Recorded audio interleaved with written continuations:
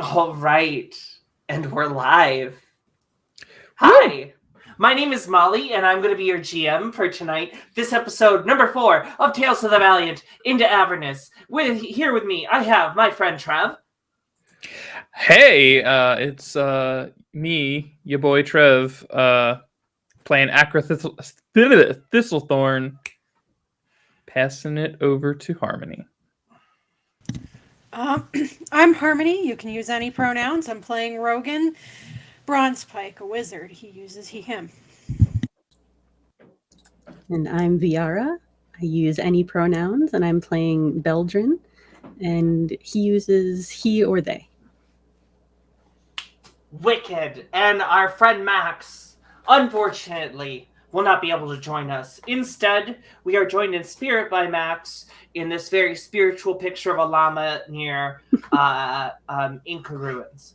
Possibly Machu Picchu, but probably not. There was only 3 llamas when I went there, and this one doesn't look familiar to me. And if I haven't seen it personally, I don't believe it. Relatable?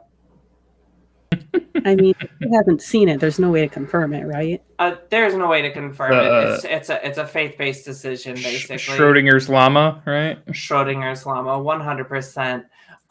So this is another one of those fun little streams of Tales of the Valiant. We are doing a play test for Cobalt Press here. I am just bringing up my session notes here because I'm a silly goose that forgot to open them before we went live. So she's still talking. She's talking. And we're here. Definitely not stalling. Not stalling. Never. Never done. Never stalled. Never will. Canceled. When last we left our heroes, they had been massaged into a nice relaxating. We're gonna do well today. A nice relaxing time as they waltzed down a staircase deep into the underbelly of Baldur's Gate, where they wound their way through the myriad horrors that met them at the bottom. A few thunderclaps later, many of these horrors were dispatched as Acra, in full stoked pride, ended a series of cultists and 6 zombies with the cast of just one spell. And here we were thinking that the primordial spell list was a little undertuned. But if you just roll good on your damage dice, it's pretty good.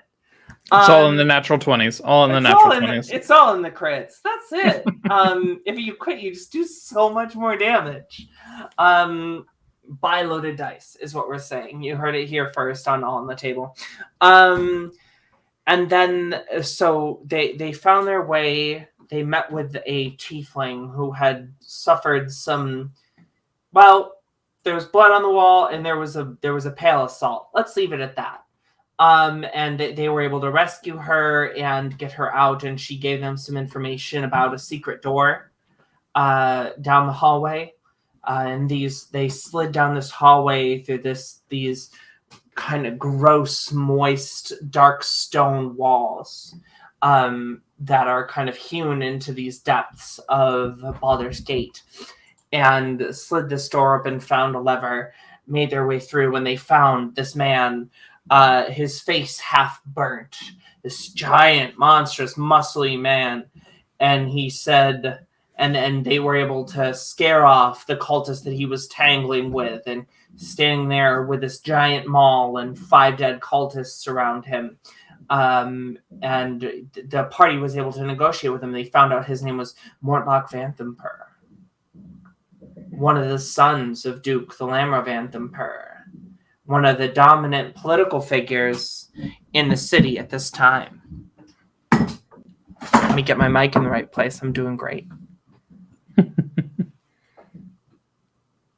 And they agreed to help Mortlock deal with Vaz, the cultist that ran into the room just north of them, as they stand in this inundated chamber on a small island in this kind of series of puddles, and prepare to enter this next chamber. whatever should be waiting for them. So, what would you like to do? I say we go beat up some cultists. I know that you had held a bless for when you go in. So let me get us over to the board here. To a board. All right. Board time. Board time. So we had, you can see a little bit up the stairs into the room. There's, you see, it's a nicer chamber. There's paintings on the walls of the chamber in front of you. And you hear a frantic prayer going on in and to your left.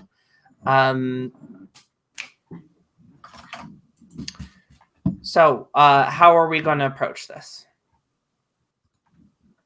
How would y'all like to approach this? With hammers. I think we need to just get in there and take out this, because it's the last, as far as we know, it's like the last cultist, right? As far as you know, yes. Okay. Yep. I think we need to go in so there. We're just gonna. We should just go in. Charge in, grip it, and rip it. Yep. Rip it and rip it. All right, slop that down.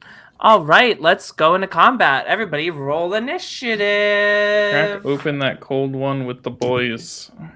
The boys. Oh, I love that roll for me.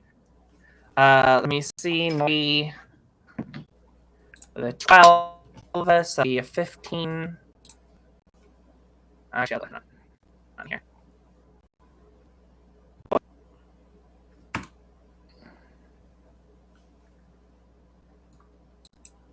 Ooh, we're having some frame drops. Yeah, you're cutting out a little bit for me. What's going on today? No idea. Nothing with my setup. So that's great. So we have 3. Is there 17? Where are you at? Acra got 14. Acra got 14. Uh-oh.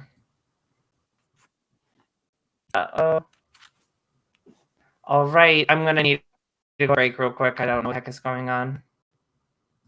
Good luck.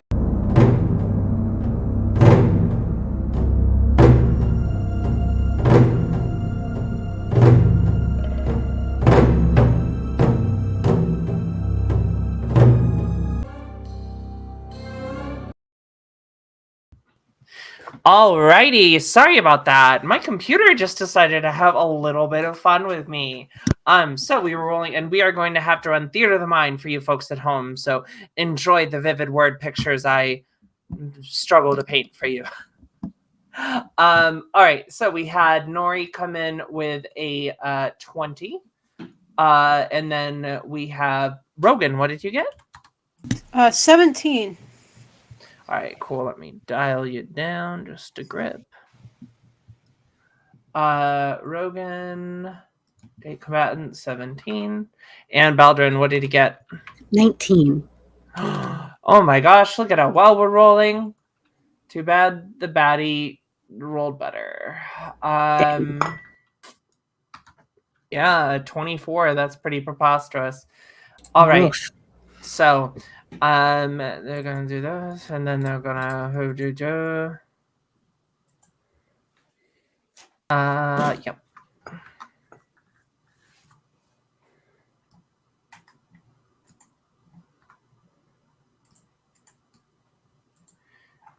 All right, and that'll be that. Nori, it is Nori's turn. Don't know if Nori would be the first person to run in. Probably. Frick it. All right, so they will run in. He'll run in, and immediately he will be stabbed with a dagger. And so that'll be 10 piercing damage that Nori suffers, and I will get up their sheet. Next up, it is Beldrin. All right, Beldrin will run right in after Nori. All right, and you see Nori will have kept running afterwards, and you'll see this this hooded figure. There seems to be darkness kind of like pouring down, like smoke from the inside of their hood, and they seem to have an otherwise lithe frame and 2 daggers in each hand. All right. Beldrin's going to run right up and show him his warhammer. All right. The person says, "Oh, that's a very nice warhammer." Next up is more. Wait a minute. Hold on here. That's silly. All right, go ahead. Roll to attack. 17. 17 will hit. Great. That is a 9 damage. 9 damage. So you as okay, I will wait till the end of the turn to narrate. Okay. Remembering to not. Oh, yep, there we go. We just deleted it again. Yeah, we're doing great. We're doing great. We're doing great. It's fine. We're just taking it easy today. Yeah, yes, my brain is. It's taking a break from being wrinkled. And it's just sitting here all nice and smooth. That's such a mood, though. Cool. Now they are going to have taken 9 whole hacking damage, which gets them to that amount. 0.5, 0.5, please, yeah. And as you clock them outside the head with the warhammer, they seem to they shudder with rage, and you feel kind of this aura of despair pouring over you, and you feel like any wounds that you might have on your body, you feel this dark magic trying to like pull them open and like needle into them. So you can tell that anything that might poke you open, this magic might get in there as well. And make the pokey even more precariously. Let me get up here. I should do attacks for Nora. 1 will hit for 5 damage. So that'll get them down to. All right, and then Mortlock. This is Molly plays D&D against herself.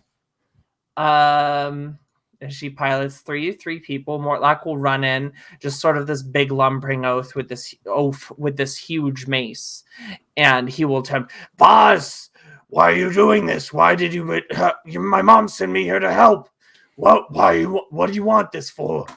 And will bring this mace down on top of this guy's head hard. Great club. And you'll see this as the great club comes down on the back of Vaz's head. You'll see kind of the cloak seems to like shift and catch the damage from this cloak, and it seems to have ignored anything from these couple blows of this great club. Next up is Rogan. Rogan is going to move into the room. If I can regrab the character. He's going to try and find 5, 10, 15. Oh, we're surrounded by allies. It's 5, 10, 15, 20.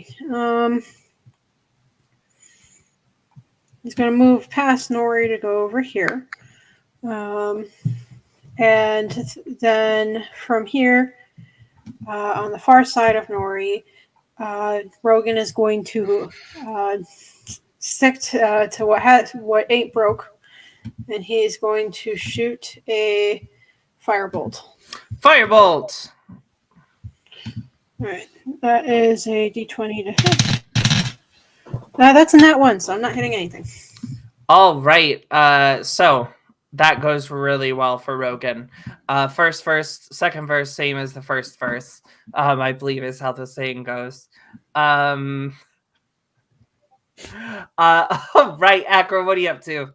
Akra charging in after the rest of the group will move in, and seeing this being will quickly conjure up this ball of poison and toss it at them, casting poison spray. Can I get a Constitution saving throw, please? Alrighty, that's a 12 on the die. DC's 13. So that's a 17. Okay, then it saves. So nothing happens there. Womp womp womp. Womp womp womp. Okay, that's Akra's turn. All right, big combat at level 2. One of the great things about D&D at low levels. This is big, lots of combat, lots of cantrips at this low level. So as this starts out, you hear some shuffling in the room up ahead of you as Nori shoots up the staircase ahead of everyone. You see quickly Nori taking two heavy blows to the back as daggers find their way into the space between his rib cage. He coughs a little bit, runs forward, draws his bow, and takes 2 shots at the creature that just stabbed him. Takes one shot. The shot nicks the arm of this creature as Beldrin comes in and attempts to smack him upside the head with a hammer. To great effect does he smack him upside the head with a hammer.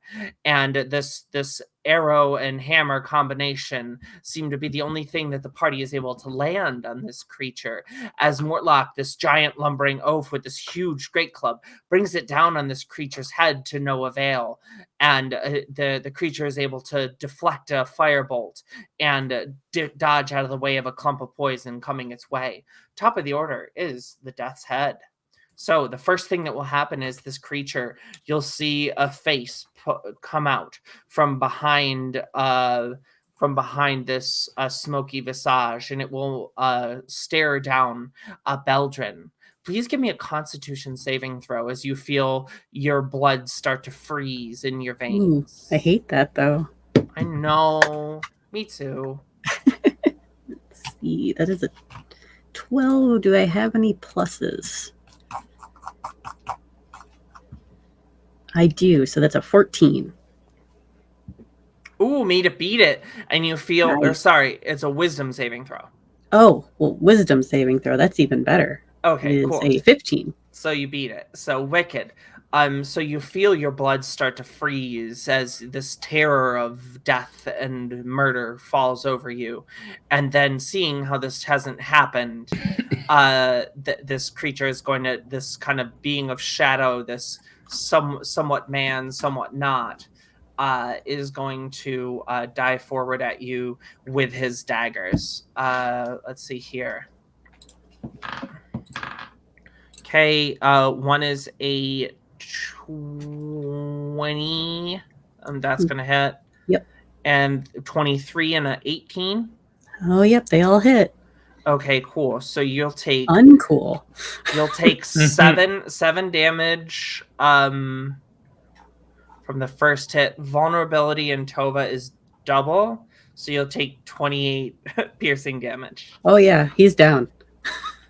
That My max is 15. Okay, we're very close to a kill there. And so Beldrin collapses and the bless fades off of the party. Next up is Nori, seeing his friend go down in this flurry of metal. She draws her short bow and lets one rip. Will not hit. 14 doesn't hit. So the arrow will tink off of this creature. Next up is Beldrin. Make a death saving throw. You add your Constitution to death saves in this game. Oh, I like that. Yeah. That is a 19. All right. So your first one is a save. Please mark off a success. Mortlock will attempt to swing out with his great club twice. Wow, that is 2 3s. Next up is Rogan. As you see Mortlock trying, kind of flustered by this first crack, not landing as well as it should, and then he just seems to catch nothing but cloak on the next 2 hits. Rogan, what you up to? Rogan walks up right close and personal because this is the only angle he doesn't hit any of his friends, and he casts Burning Hands. All right. Make a dex save. All right, so that will be a 16. 16 passes, but he still takes half damage. It's 3, 4, and a 6. That is 13 halved, so 6. All right, cool. And you see this singe start to fall over this creature as it seems to be taking some damage. Acro, what are you up to? Rogan scurries away out of the sorry. range of the creature. Okay, go ahead and do that. Acro, what are you up to? Akra's going to go ahead and take a couple steps back as well. Drawing her short bow is going to attempt to shoot the Death's Head of Ball. All right, and so you see Vaz, kind of this oscillating figure of shadow, as this stoat-like figure steps back in this room, watching a cone of flame pour out over this hideous shadow creature. And it drawing her short bow. She lets one rip, and It's going to be 20, not natural, that'll hit. for 5 points of piercing damage. And this arrow buries itself again in this creature's arm, and it seems to be taking some serious blows here. We come back to the top of the order where the Death's Head is going to attempt to stun Mortlock, as you see another kind of grisly stare down happen, and you see Mortlock's blood start to freeze in place as he can't shake this fear. And then these 2 attacks will be made with advantage. That'll hit. That'll miss. And so that'll be 14. That'll just be 14 damage to Mortlock. And he doesn't seem... It's not great that happened to him, but he's not nearly as bad off as maybe some of y'all might be. Next up is Nori, who will take another shot with her longbow as she sees her new ally starting to get hit up by this. Why am I rolling 2 dice? They don't have advantage. 13 plus 5 is 18. That'll hit. 6 plus 3 is 9. And so you see another Doesn't arrow. Nori also get sneak attack? Because yes, they do. Thank you. Thank you for reminding me. So it'll be 10 plus 3. That'll be 13. So you see another arrow kind of puncture this, and things are really starting to look bad for this creature as it seems to be losing ground after downing Beldrin. Beldrin, make another death saving throw for me. Okie dokie. That is a 10, I believe. Yes, that's a 10. So you mark another success. Excellent. All right, next up is Mortlock, who will be stunned until the end of his turn. So at the end of his turn, he becomes unstunned. Rogan, you're up. Rogan moves up close and personal again, and he's going to cast it once again, Burning Hands, directly in the face. Second verse, same as the first. Yep. It will save again. Okay. That is a 5, 4, 9, and a 5. That is 14, 7. All right, and so this another cone of flame pours out as Acra. Oh, and Rogan's scurrying away again. All right, scurry. Acra again, also second verse, same as the first. Another short bow strike. That'll be 21. That'll hit. For 6 points of piercing damage. All right, cool. So you see, as this cone of fire singes this creature, they will actually deflect your bolt. They will. You see the bolt kind of pass through as the creature shifts incorporeal for just a second, and as it starts to do so, you will see.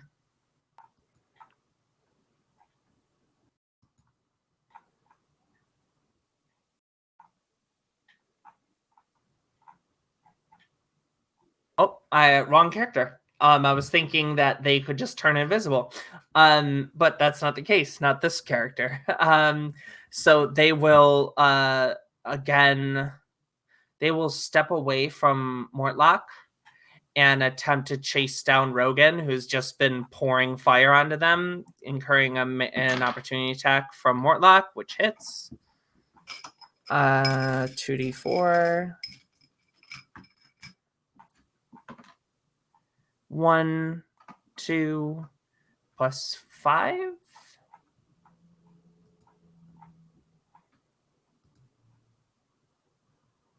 Two d4 plus 4. So 3, 7. So 7 damage as this comes down on the back of the head of this creature, and it seems to stumble. And then the creature will force as you see these same steely eyes peer out from beyond this black mask. Roll a wisdom saving throw for me. Okay. That is I believe, just a flat 15. I don't think he's very wise. That's a flat 15. All right, cool. So you will save on that, and then you feel this same magic kind of starting to pick at your wounds and start to pull things apart. So the first attack misses, the second attack will hit. And he does have mage armor up from the previous session, so it is currently a 14 armor class. Okay, cool. The second one will hit, so it's a 4 plus that's 9, 18 damage. Rogan's down. Okay. So, next up is Akra, as this creature seems to be really seems to be doing roughly. And you see Nori, sorry, that doesn't mean Akra, did I not let you go? I went last time. I shot I did 6 points of damage, or I thought I did. Okay, so then Nori will draw his rapier and dive in here. That will hit, because why wouldn't it? And that'll be 7 plus 3. That'll be another 10 damage, and this creature seems to be absolutely struggling at this point. Beldrin, make your next death saving throw for me, please. All right. That's a 20. All right, so you unnatural. Oh, unnatural. Okay. Even so, that is my third success. Wicked. So you are stable. So Mortlock, you see, after having kind of brought this club down on the back of this creature's head, the creature dives over and stabs into Rogan. Seeing this senseless bloodshed, Nori decides to get in on the action and draw his rapier, driving it into this creature as Mortlock descends on it with his great club once again. All right, that one of those will hit. Nope, both of those will hit. That's a 16. All right, so that'll be 4 plus 4, 8. 7 plus 4, 11. Yeah, so you'll see this creature. Mortlock will come over in combination. So this arrow flies out from Akra, burying itself in the chest of this creature. The creature attempts to stun Rogan and drives its knife into him. This magic absolutely peeling apart his wounds as he collapsed to the ground. Beldrin gasps a breath of relief as their wounds seem to stabilize as Mortlock dives over with the club. Nori and Mortlock driving their weapons into this creature and knocking it down for good. So the creature collapses.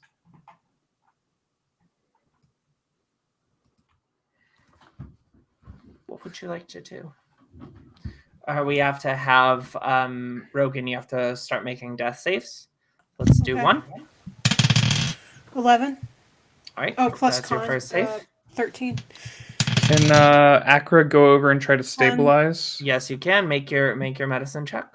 Sure.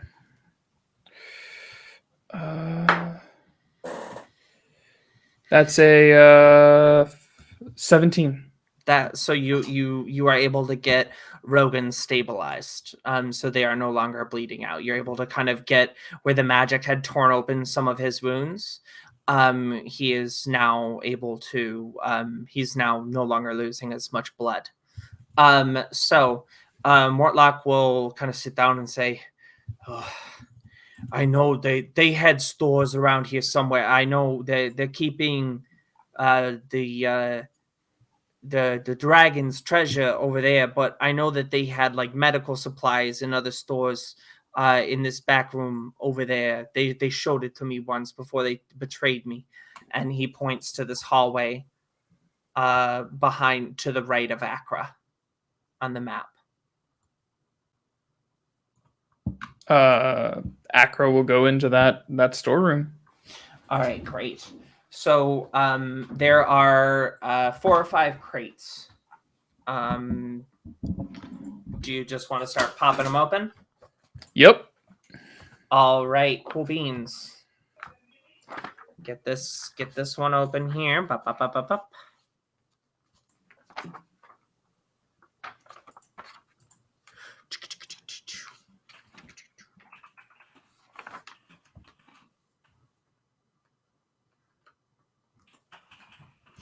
All right. So, as you pop them open, you identify that 3 have goods in them. You find 10 days rations, a bag of caltrops, 3 flasks of alchemist fire, 6 sets of manacles, 9 daggers, and 4 potions of healing in glass vials. So there were also how many casts of alchemist fire?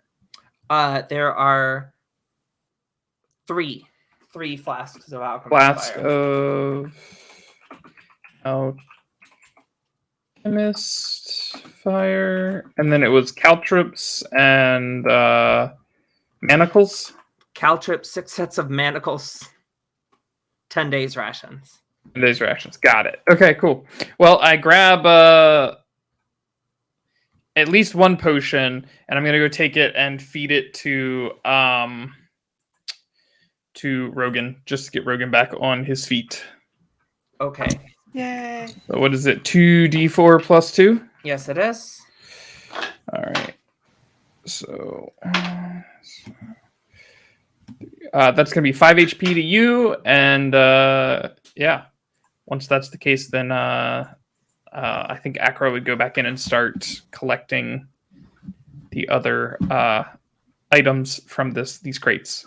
Rogan's gonna take a breather, and then he's gonna go over and get Beldrin back up too. All right, cool. So you catch your breath, kind of shake the glass bottle out of your mouth. It crashes and cracks onto the floor beside you, and you get up and you start administering first aid to Beldrin. And after kind of you wake, definitely not refreshed, but that horrible magic that was coming over you, Beldrin, is no longer there. Beldrin, you have twice your con modifier back. Excellent, thank you. So, as you look around the room, you see Mortlock, this big lumbering man, thinking about NFL lineman size, with this half-burned face, half-burned body. He's sitting there with this huge club, and he's just sort of catching his breath, a very grim demeanor on him. And you look around and you see these 3 statues, 1 dedicated to each of the dead 3.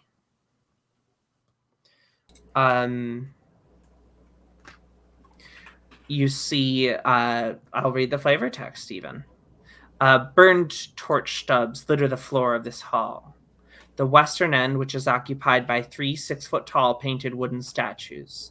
Each statue stands atop a 2-foot-high block of red stone, making it look taller and foreboding.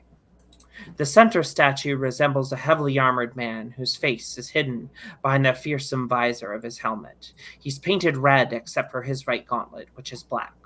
Clutched in this gauntlet is a blood-red spear pointed upwards. The statue to the north depicts a purple-garbed male noble, wearing a harlequin mask and holding a dagger behind his back. The statue to the south portrays a black-robed skeleton with its jaw open wide and its bony hand outstretched. I So- want to search that cultist. You want to search Vaz? Yeah. Okay. You will find you'll find 4 daggers on him. He will have obviously the goods that he, the armor. There's a leather armor on him. Let me look up exactly what it is for you. Oh, sorry, just slapped my mic. Hey, was it asking for it though? Probably, yeah. It looked at me funny. The way it was dressed, Where the heck is the inventory in this thing? What the heck? Unarmored. So it just has robes. Oh. It has these black heavy robes. Yeah.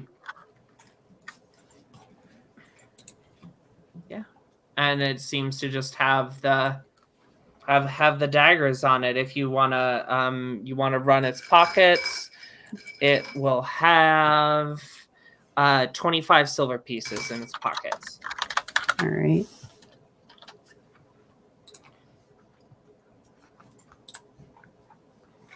I expected him to have more.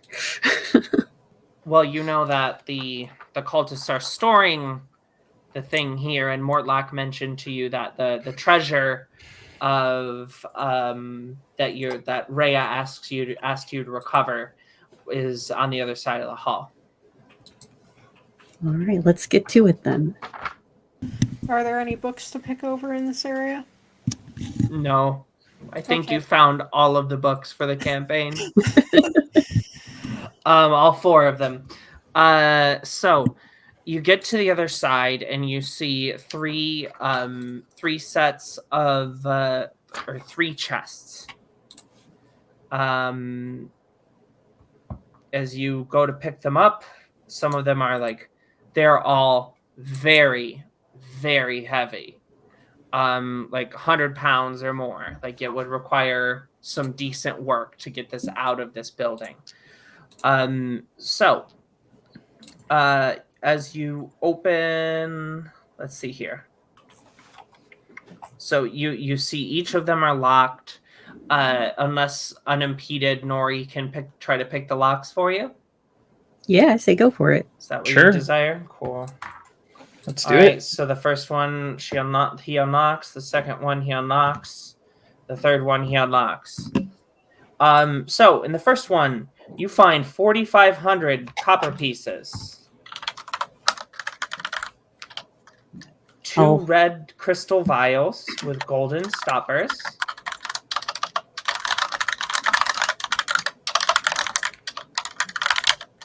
And this chest, you're picking it up. You think it weighs 80, 70 pounds. The second chest has 10 beautifully cut agates, agates, scattered amongst 1,250 silver pieces. This one is probably about half as heavy as the last one.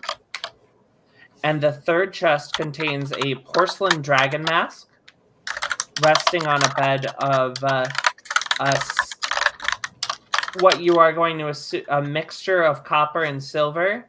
For ease's sake, I'm going to give you the numbers. 2,400 copper pieces and 500 silver pieces. And this one is a little bit more heavy. The fourth chest, and final, contains a bronze crown with 5 spires. And each spire is shaped to resemble one of the 5 kinds of chromatic dragons.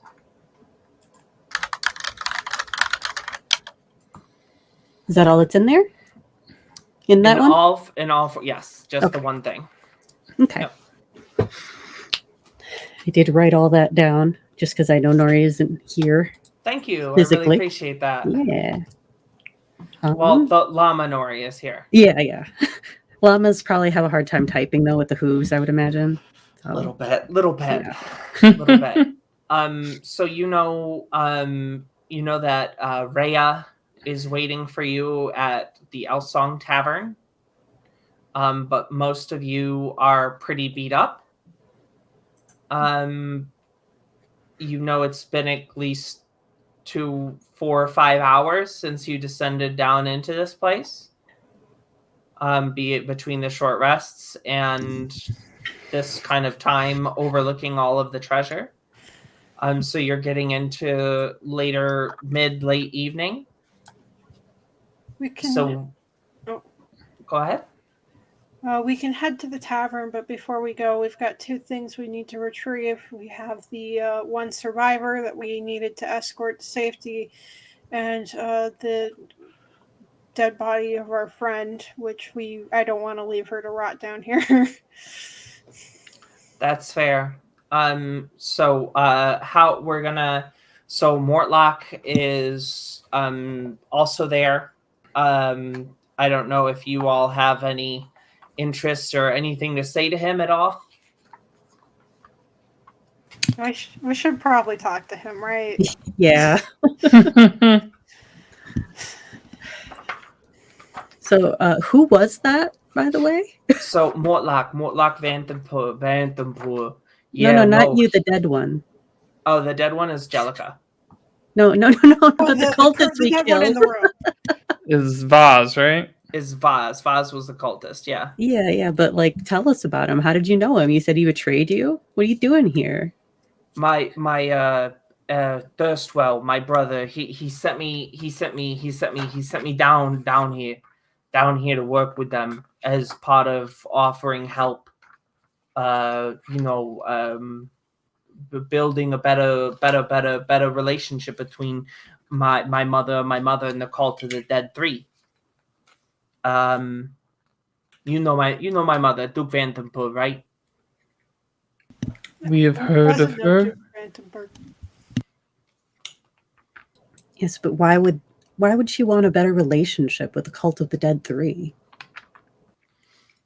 Well, she doesn't exactly tell me those kind of things. It's more of I do it because I'm afraid type thing. Because she is a terrifying human. That's fair. Well, the cult of the Dead Three don't seem like the best of friends, it seems. To be fair, they might be a bit worse as enemies. As well, you nearly found out a couple times down here, I'm sure. I heard those thunderclaps. That was impressive. Who was that? Belgium sort of looks to Accra. Probably okay. me. That was very loud. Just after they heard that, that's when they turned on me. Well, if I in any way was the cause of them turning on you, I do apologize. I have no idea. But what? So did my mother send you all here? No. Who sent you here? Why did you help me? You seemed like you. Oh, go ahead. No, go ahead. No, you're better at talking. You seemed like you needed help. That's an accurate appraisal of the situation, but that doesn't happen here. Who are you? Why are you helping people? Is that a crime? No, well, it's not, and that's the surprising part. If laying the cards on the table, we came here for the Horde. However... Zug. Mokhtar Ogar! Blood and thunder! Job's done. Anyway. Goodness. We gotta stop. We gotta stop this right now. We're not sponsored by them. Yeah, sorry.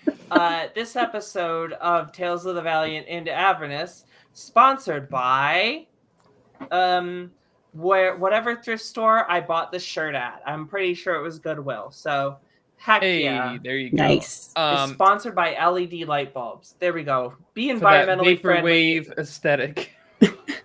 Be environmentally friendly. Subscribe to On the Table. Let's go. Putting Sorry. all of our cards on the table. We were here for the Horde, and we have a very good reason. We're helping refugees who could really use that money. Well, that doesn't make any sense to me at all. I don't understand what you're talking about. How is helping refugees going to help you?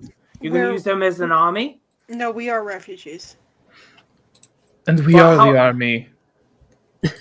Well, I can see that. But what are they going to get you here in this city, in this place? It's What's going to helping get us refugees come do? in the door. In the door. That's very important. It's going to get the refugees into the city. So should I tell my mom to help the refugees too? Yes, please. Absolutely. If that is in her purview to do, potentially. She's on the council. She has ascended recently to High Duke after Duke Ravengard didn't come back from his trip to Elturel. We all saw what happened there. Well, that's where we come from. Oh. Yeah, we haven't had the best few days. It's been rough. And we're just trying to make it through. I'm not sure if I should be nervous that the DM's taking notes. Oh, you should be. Yeah, Oh, no. absolutely. Always. So, did y'all are from Eltagard? Yes. I Wow, guess that's crazy. Your city is just gone. It's gone? yeah. Huh. That's weird. Well, we aim to find out why. And I there's think- a chance that if our investigation could also help assist Baldur's Gate, because if our city vanished, what's stopping the same thing from happening here? You're not that far away from us. Yeah, and honestly, I don't know what good me talking to my mother would do anyways. If she sent you all them to kill me, but she's paying them. So if they're trying to kill me, yeah. She's paying them to kill you. No, she's paying them to cause problems in the city. Oh. Well, Mortlock, we won't kill you. So, Are you sure? I mean, unless you give us justifiable reason to, Are you gonna? But are you gonna otherwise, blackmail me? no, No. that is not the plan. I'm just telling you, if you try to attack us, then obviously we have to defend ourselves, but we're not going to go out of our way to hunt you down. Why would we do that? Okay. Well, very good. I guess You seem like a nice enough gentleman. very few people have ever said that to me, and I find it very difficult to trust this now. But I don't have too many friends anymore, apparently. So I appreciate that.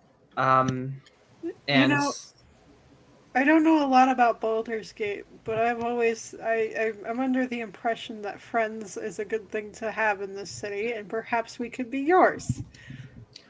I don't think I'm long for this city. Fair enough.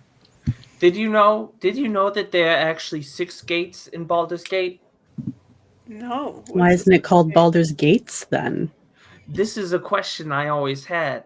But everyone always talks about the 3rd gate.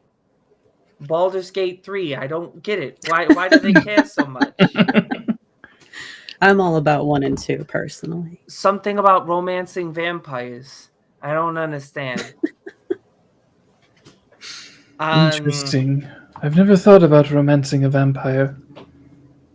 It seems like you would be the only person in Baldur's Gate that's not thinking about it, or at least that has passed through Baldur's Gate 3.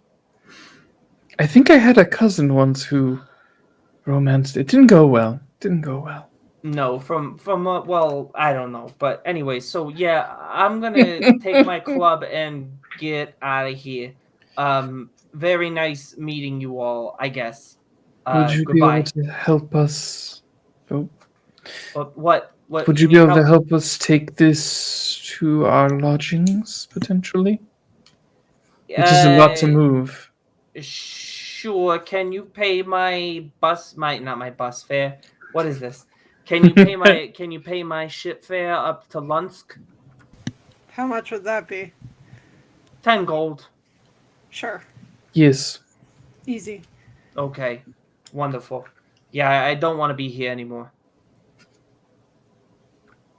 We would appreciate it if you didn't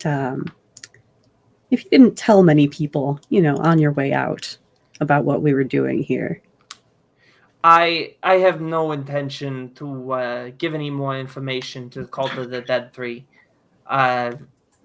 You once you pay my fare, I promise that'll be the last you ever see of me.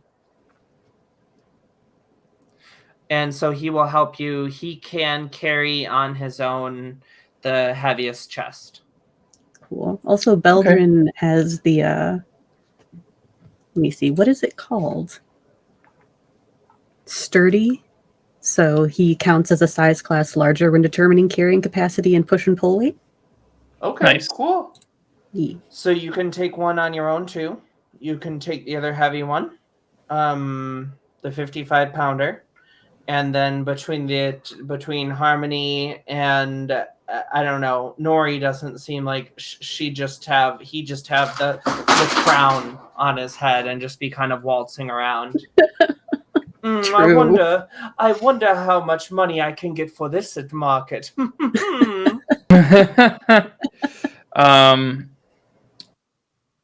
So between go ahead. Rogan's willing to assist with the third chest, but does that mean that you'd be all right carrying our friend Jellica? I can, sure. Thank you. And then we have the tiefling to guide out as well. Yep. I don't want to make her carry anything. She seems like she's had a really rough go of it. Yeah. I'm also carrying. I stashed the goods from the crate as well. Okay. From the crates as well. So we have 3 healing potions, Yay. 3 flasks of alchemical fire, some manacles, caltrops, and some rations. So you just hear Akra. So as Mortlock, it just kind of straps us to his back and starts to walk off. Every step that Akra takes has the jingle of chains with it, and it's just a wonderful thing. So as the manacles kind of rattle around her shoulders. Because the whips and chains excite her. Anyway, no, sorry. Nah, come on.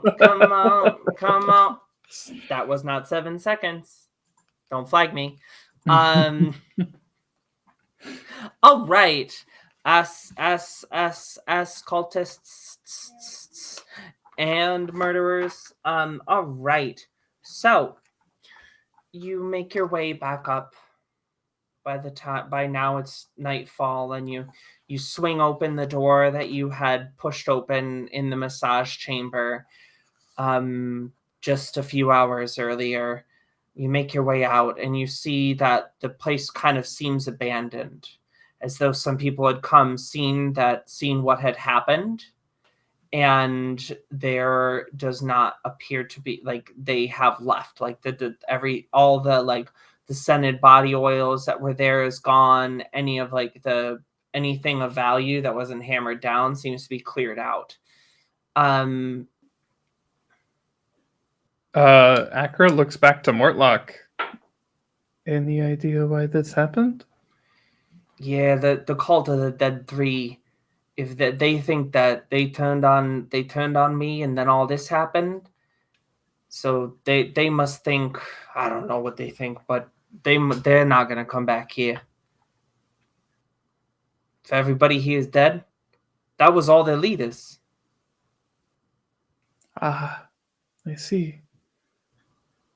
So they'll find a new hole to die in or whatever. And he'll kind of shuffle the bag on his back, or shuffle the chest kind of that he's carrying in front of him, and will start to make his way out. And you make your way out back into the darkened streets of Baldur's Gate. This darkness, something you're not really accustomed to as Elder Guardians. Still, even after 2 weeks, it still feels a little bit foreign, and especially being in this strange city for the first time. You see, as you're walking through the streets, you pass through where Nori sold the magical, quote, quote, armor to the passerby. And you find a man looking for his glass eye in that same area. You will make your way towards where you know the Elf Song Tavern to be, in the center of the lower city. Anything you want to do in the evening as you make your way back through the city? Rogan's just exhausted and ready for this to be over. Yeah, I think Alright. same with Beldrin. Yeah, I think we need a rest. Great. So you will arrive to the Elf Song Tavern, and you know that you will see a beautifully a well-appointed hardwood bar sits in front of you as you walk in through the front doors. There are 5 or 6 round tables with a few patrons left, kind of drinking whatever's left of wines from around the world, swill from around the world, because it's Baldur's Gate. Everything's coming in, but really you're only able to afford the cheapest stuff. So as they sip the cheapest of elven wines and the worst of Maztecan spirits, and that you see a barkeep, the innkeeper standing there, with a kind of a short white whiskery beard and mustache, pointed half elven ears, kind of like salt and peppery eyebrows. And he's sitting there kind of like spit shining a glass as you kind of survey the crowd. What would you like to do?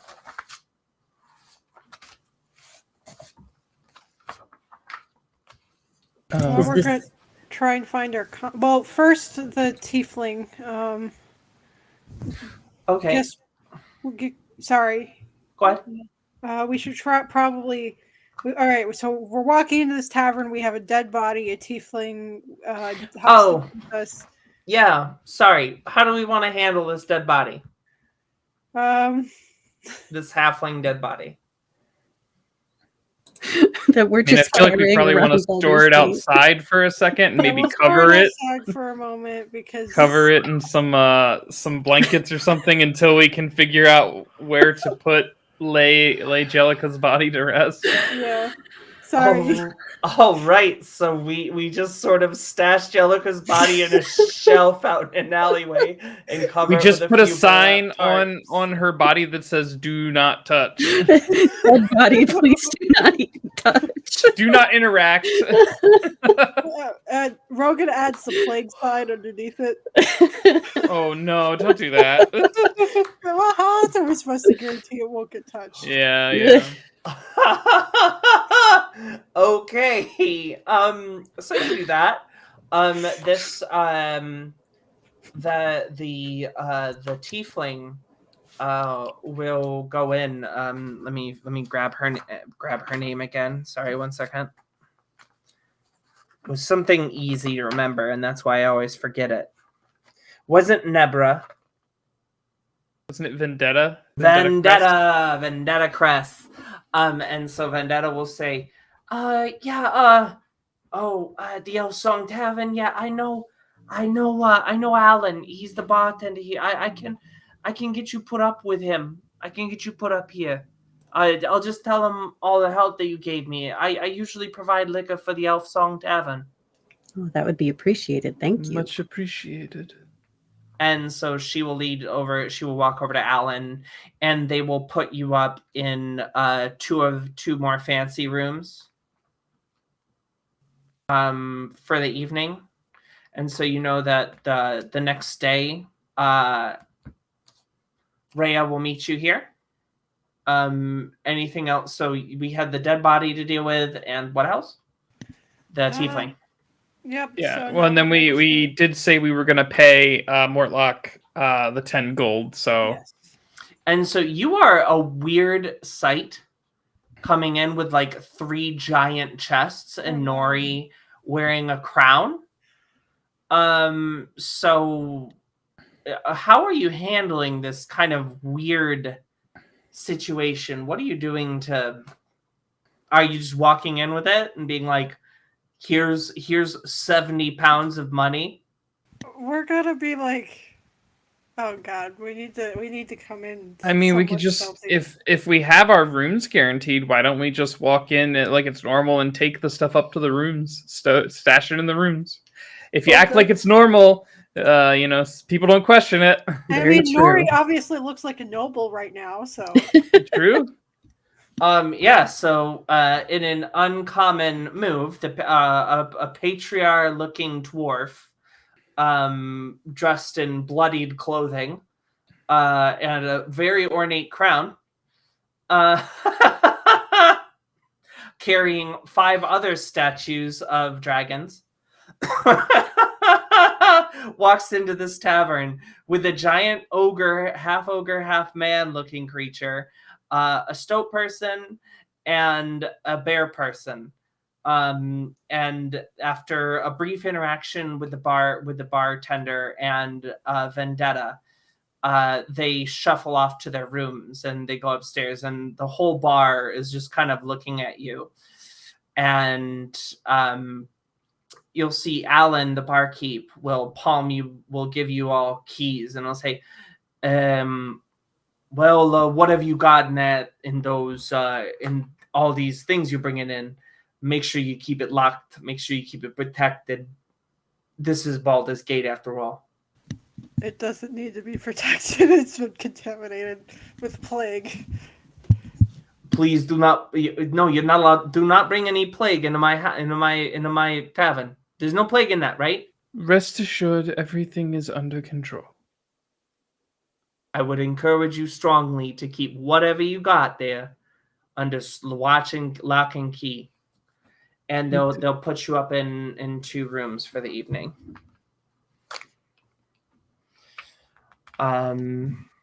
So, weird thought. It might be easier if we're all in one room so that we can set up a watch and keep the stuff in one room. Okay. True, yeah. All right. So who's gonna give Mortlock the 10 GP? Or are you just gonna take it out of one of the chests? I'll give Mortlock 5 of my 8 GP that I currently have. If somebody else can provide the other 5. Don't know. If I can, I will. Yeah, I can give him the other 5. There's also the chests. Well, I don't want to knock that down quite yet. We got to save that for everyone else. Okay. We're not opening it. We're going to continue the veil of suspicion. Nobody knows what's in those chests. They can probably assume it's money, but what if it's plague? All right. So, you Gonna get us kicked out. You put the mark of the plague on all of these boxes, and you settle into one room for the night now. And say, "Are you sure? You sure you just want one room?" I mean, there's a couch and a double bed in there, but there's not enough room to sleep all 4 of you. I am not fine all with the 4 of us will floor. be sleeping at the same time. Okay. One of you not alive?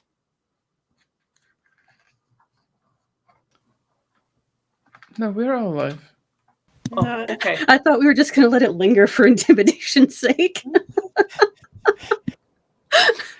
And so he will they'll show you up, and the night will fade, and maybe you go down and you grab some food after you get things locked away. Mm-hmm. what is Rogan's good night look like? What is Rogan doing as he is getting ready to go to bed?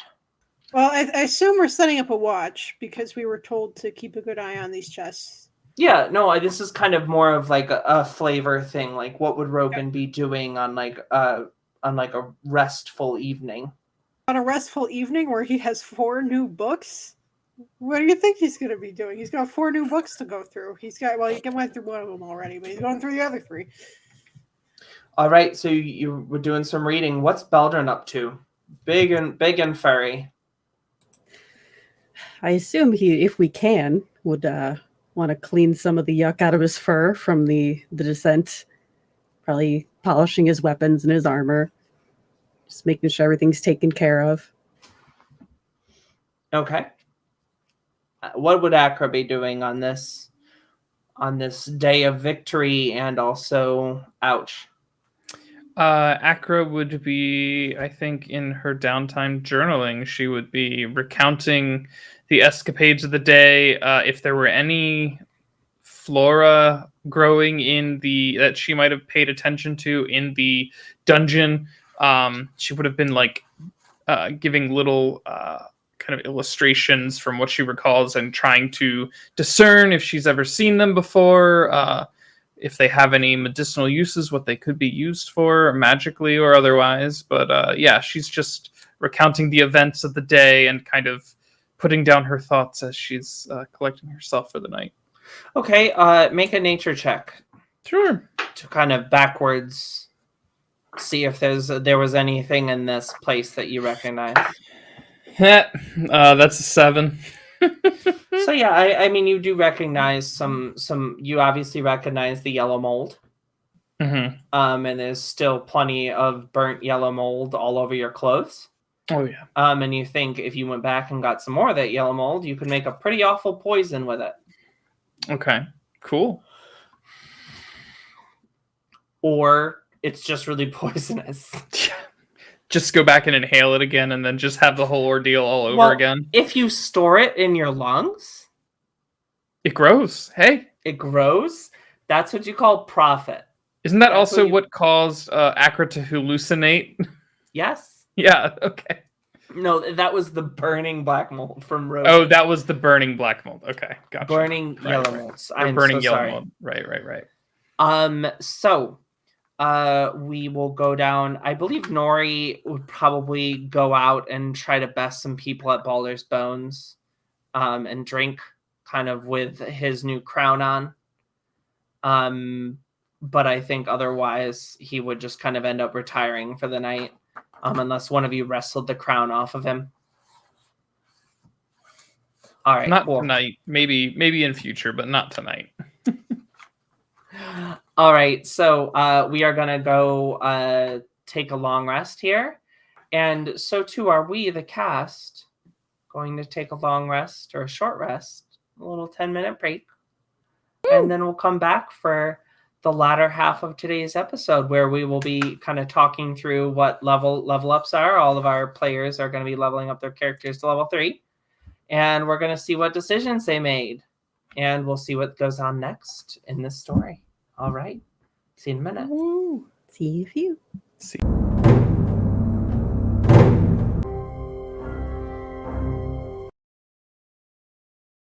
All right, and we are back in to a continuation of this episode 4 of Tales of the Valiant into Avernus. My name is Molly, and we're gonna get right back into it. When we left for break, our heroes were laying down for the evening, getting ready, passing their watches. No jostles at their doors came as they passed responsibility from one to the other, rotating in and out of the bed. Nori maybe sleeping through his shift. Who knows? When they awoke, they felt bolstered by a new power. Trev, can you tell us what powers found themselves coming over Acra? Yes. So Acra has, for druids specifically, there are 2 circles in the playtest packet right now. One is the Circle of the Leaf. The other is the Circle of the Shifter. And while both looked very interesting, I think I really kind of wanted to play into Akra's character. She is a botanist, very interested in plants, and so I went with Circle of the Leaf, which at this level imbues Akra with two kind of features. One is Greensong, which basically allows Akra to touch a non-magical plant or focus on a non-magical plant as an action and basically get basic properties. Poisonous, if it's poisonous, what type of environment it grows in, basically learning conditions of plants, which could be very helpful if you want to know about making poisons, maybe. The other cool thing about it is you can understand speech that's related to plant type creatures, if there are any that are connected with that kind of plant you're focusing on, which is really cool. And then the next thing, the one thing that I'm very excited about, is the Wild Shape Sacred Grove. So something a little bit different here is opposed to 5e specifically, is that there are more things you can do with your Wild Shape besides just change into a beast, potentially. And so this one's all about expending your Wild Shape to basically make this like grove of plants that are magical. It looks like it's for a minute, and it allows you to do a couple different things that look really interesting. So I'm very excited to play with that. And I think that just would fit very good with Akra's character and playing into plants a little bit more. Awesome. So, kind of bringing the nature in the natural druid vibe, the most druidy of the druids. I am sure that Nori is going to be the thieviest, scammiest of the scammers, but we don't know what Max is going to pick for Nori, so we're going to kick it up to Beldrin. What's Beldrin as Beldrin wakes up from another night? What powers does Beldrin find himself imbued with? Beldrin, at third level, was able to choose a domain. So I chose the war domain. There was the, life domain and war domain so far in the playtest packet. But Beldrin likes to fight, so I chose war domain for him. So he can now use his channel divinity to mark a foe, and that gives everyone until the start of his next turn a advantage when they attack that creature. And then he can also, once per turn, when he successfully hits a creature while using the attack action, can choose to make an additional weapon attack as part of that same action. Cool. And he can do that as many times as his proficiency bonus, which is 2, until he takes a long rest. Wow. All right. So a little bit more wacky. Mm-hmm. And then he also Wacky. gets second level spells now. Any ones really sticking out to you on the list? Well, from the war domain, he gets a magic weapon and spiritual weapon, and I've definitely used those before. But yeah, so I've used those in vanilla, I suppose, D&D. But also silence can be really useful for like other casters who have a verbal component to their spells. Mm-hmm. Or if you just need to get something done and under hush hush. Right. Or blindness, deafness is also a good one. Harmony, how you doing? I'm still piecing together some things for Rogan, but I have decided that he will subclass into a battle mage. Although Rogan himself is not necessarily a frontliner, the battle mage offers a lot of options that I think will be useful late game. There's only 2 subclasses for wizards, Cantrip Adept and Battle Mage, and Cantrip Adept will just very quickly become outclassed, while Battle Mage has multiple abilities that will continue to scale as the character grows. He's got 2 things that are going to be helpful for the party as a whole. He's got a spell ward, which basically every time he casts a spell, or up to my proficiency bonus amount of times, he will have a +2 or plus proficiency bonus to his armor. And in addition to that, he will have resistance to all non-magical forms of damage. Whenever he has this up, it will last 1 minute, but can be disrupted if he stops casting spells. In addition to that, he has another ability called Tactical Caster. So when he can choose to cast a spell, then he can choose to activate this ability, and whatever type of damage that spell inflicted, he now can make the entire party immune to that damage. Cool. That's pretty cool. Mhm. All right. So some definitely, like, I think as far as things go, like on the power chart here, it's a big up. Stonks, I believe, is the correct term. So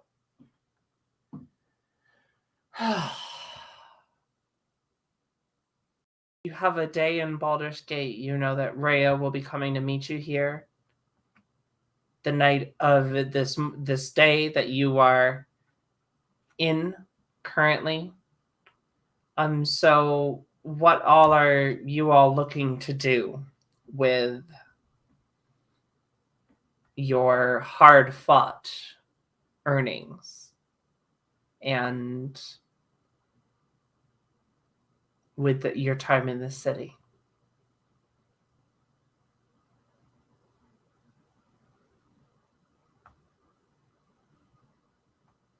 I think. Well, Rogan has a few goals for today. He has these spell books he would like to finish going through if he has the time. He's been meaning to do this ritual cast. He would like to create a familiar, which will be useful going forward. And then if he has time, he'd like to, of course, try to look around for more bookshops. He's got a one-track mind, and that one-track mind is books.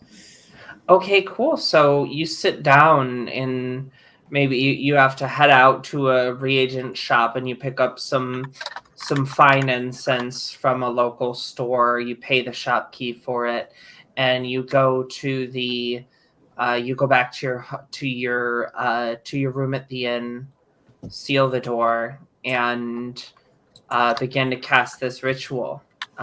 So you have your book in one hand as you're kind of frenziedly drawing out these runes in chalk, and the smell of this incense is filling the room. And tell us about your familiar. So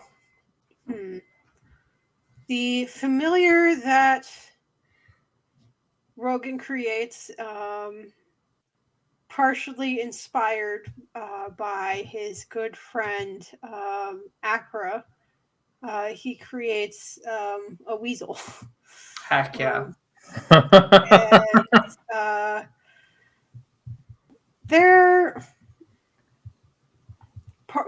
the weasel is made actually with Rogan's life force, so maybe this is probably going to be a very bookish weasel as well. But it's got it's a black and white weasel. It's got cute little spectacle markings across its eyes, and then white stripes along its back. It seems to be relatively chill and reserved. Wicked. The real question is, does Akra love or hate the weasel? Oh, Akra would love the weasel. Akra loves all animals. So you conjure this, you bind the spirit to this body, and you have this weasel that's kind of skitters around, scrambles up the sleeve of Nori's shirt, and as you're sitting down to read books throughout the day, it'll kind of dance across the top of your book, and will kind of do the ferret duk duk duk that they do. But yeah, I was just thinking about the bandit ferrets for the whole time you were talking. I was like, I know, I had that ferret. I had that ferret. Anyways. So you wanted to look for books. What kind of books are you looking for? He wanted to finish processing the remaining spell books from the dungeon first. Okay, so I gave you the 3 that were in the thing. You gave me the 3 spells that were in, I believe, the hide book, and the he hasn't worked through the other 3. Okay, cool. So I can give you the spells that were in that. Okay. So as you spend time identifying things, You find the first spell book. So this is red leather, has burning hands, detect magic, disguise self, fog cloud, ray of sickness, and silent image. Okay. Detect magic, disguise self, Fog cloud, ray of sickness, and silent image. Okay. And then you did the reptile hide one, and so the runed book has charm person, find familiar, identify, magic missile, and sleep. Of course, you Okay. get that right as it stops being useful. Yeah, I think actually I did do that one. Maybe I didn't do the hide book unless those 2 spell slots are identical because I already have all of those ones down. Okie dokie. And then the third spell book is Cloud of Daggers, Dark Vision, Detect Magic, Featherfall,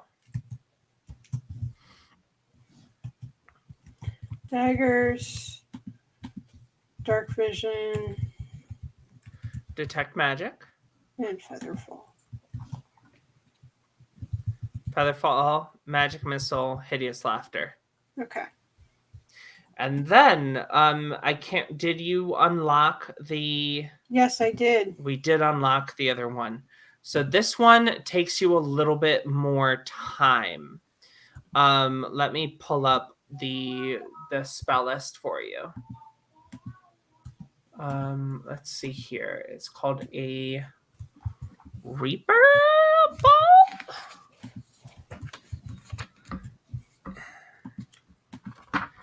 Flennis. Where are you, Flennis? Master of Souls. There it is. Master! Master! All right, so that book will have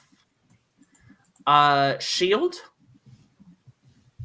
Okay. So I'm only going to give you the ones that I know you don't already have. Shield. I have shield. Okay. Darkness. Okay. Misty Step. Scorching Ray. All right. Animate Dead. And Fireball. Oh, Fireball. Yep. And so what is to be able to translate something into your spell book? What is it?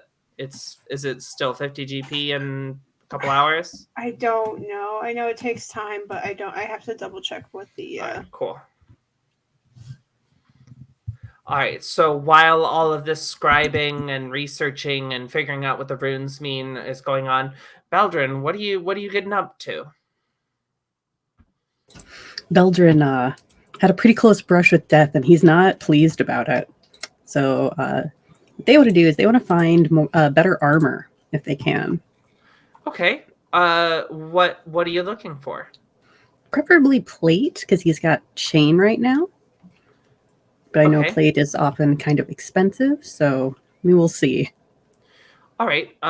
So if you want to try to find a specialized blacksmith, you can roll an investigation check. If you just want to go to a blacksmith and see what plate is going to cost you, you can do that. I guess let's do the investigation check and see what we come up with, because I can always find. All right. Can you tell me how you would go up and try to go about this? Probably, at first just sort of wandering around, looking for the signs of blacksmiths and possibly asking around to any other well-armored folks that there may be, any other adventure-looking folks, if they know any good blacksmiths in the area. Okay.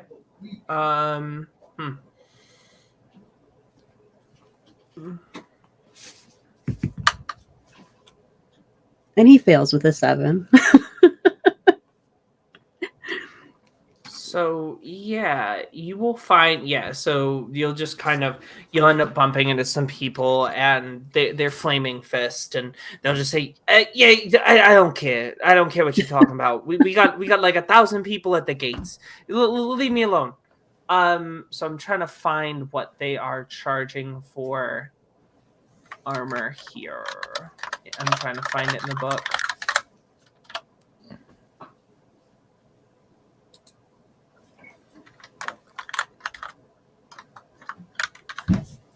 Change her. Here we go. Okay. So, yeah, so they will have you'll look around and you will be able to find there'll be some places that will have a splint mail. But you will only find one place that has plate, and it's like sitting on it's like seems to be locked into a rack that's set back well behind any kind of storefront. And that they, if you so you're able to find splint pretty easily, but plate seems to be you've only able to find one place that sells it. You want to go in for the plate, or you just want to go for splint? Can I ask how much the plate is? Why, yes, of course. Why, yes, of course. And this small kind of, it's like a halfling sized tabaxi. And they come up to you and they say, "Why, yes, of course. Why, yes, of course. You can come in and ask me. Come on in. How you doing there? I'm Fluffakins.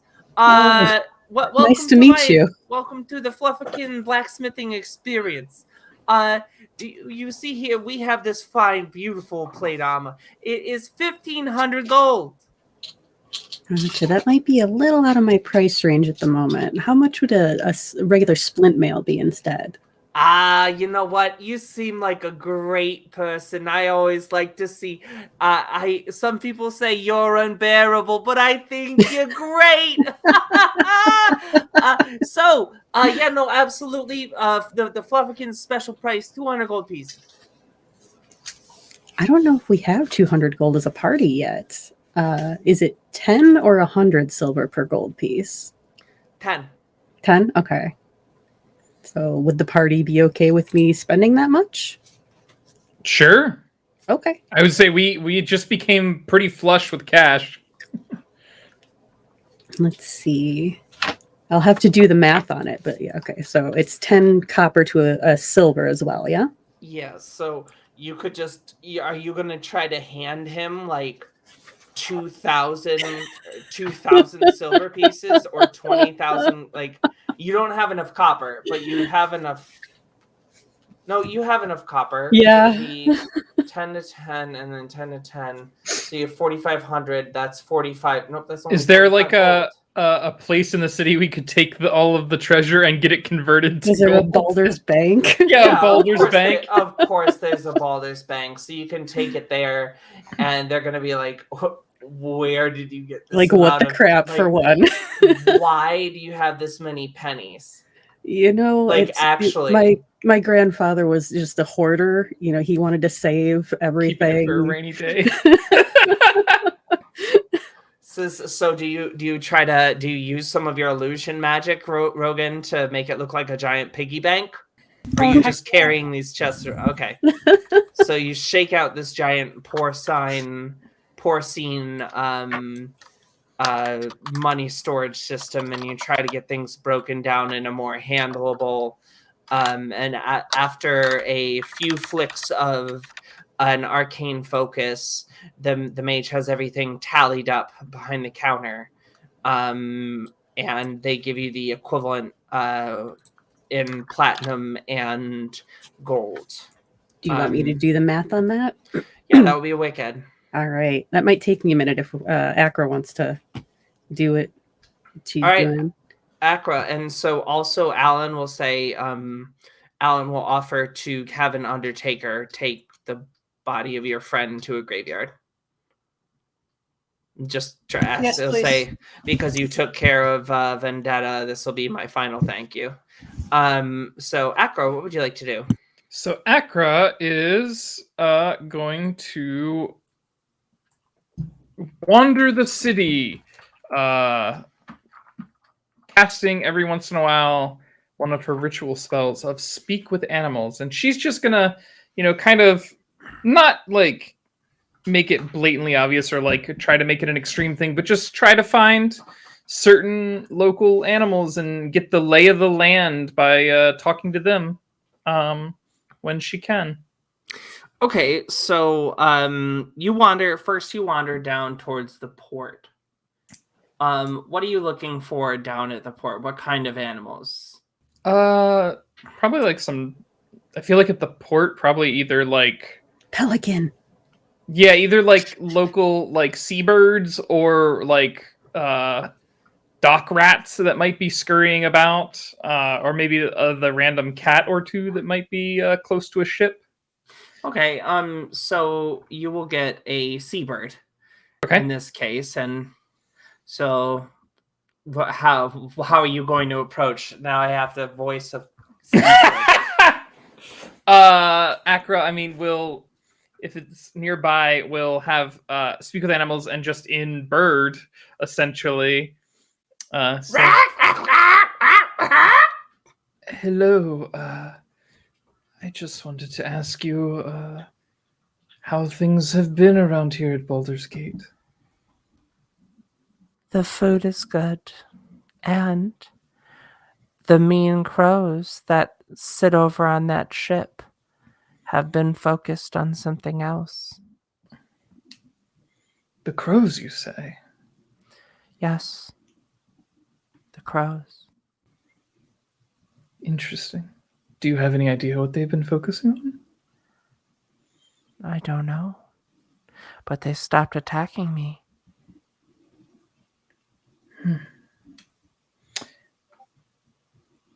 Very good. Akra will rummage in her pack and just pull out like a piece of a ration or some sort of like leftover food and just present it to the bird as thanks. Oh. Do you have any more? Sure. More food? Here you go. We'll pull out a little bit more. Do you have any more? I have one more for you. Do you have any more? No, unfortunately, I'm all out. Sorry. And so this, do you have any more? Will continue until your concentration on the spell ends. And Okay. it will eventually flap away. Okay. With that, she would try to refocus her attention, maybe casting again another, ritually casting another speak with animals for another 10 minutes, and then trying to flag down one of the crows that this bird was talking about. Okay, so You go and you see like some kind of like straggler crows that seem to take off as soon as you get there. But you go to this, you see this tavern, and sitting up in the top of this tavern in the perches, and this tavern is in an old decommissioned ship. It's permanently set in the harbor, and just watertight enough to keep the drunks in and the water out. So you see on the top, you walk into this seedy tavern, and sort of a bunch of eyes are on you as you walk in, and you go to the top, and you see, So you see that this is a seedy tavern, and you see these two crows on top. How do you approach this, or? Of course. Okay.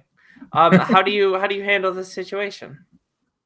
I think Nori would be with you for this. Okay. I feel like Akra walks in seeing like the kind of the all eyes on her for a second, her and Nori, and just kind of like doesn't make eye contact, trying to like very much act like part of the crowd. And maybe just making her way to the top when she can to get to the crows, but kind of just, not saying anything, very like stern looking, and just kind of moving through this tavern as if she belongs there. So you'll see her, you'll see Nori kind of do like a nod to the barmaid, and then you'll see them go and kind of do another flip of their hand, and you see some other things go on, and everyone seems to go back to their business. Is Nori still wearing the crown? No. Okay. No. So you go to the top, and you're concentrating on. You go up there onto what would be the deck of this decommissioned boat, and you're casting. You're casting Speak with Animals. Yeah. And you get into range of this crow. You're trying to say hello to it, and it doesn't seem to be working. The crow either isn't responding or the magic isn't working. Okay. On the crow. Does the crow seem like it's about to take off? Like, No, I'm basically they're just kind of vibing.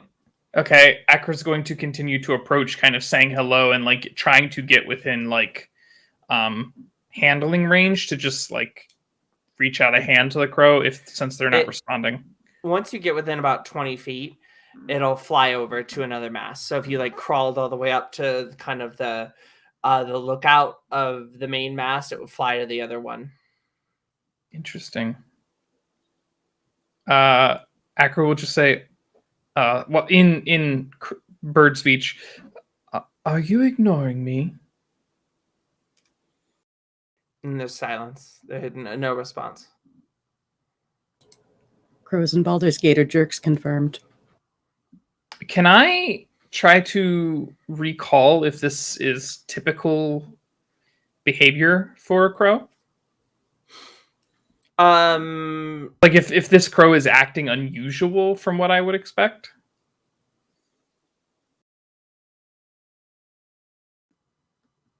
Yeah, what the heck would you even roll for that? Nature? It'd be like a nature, yeah.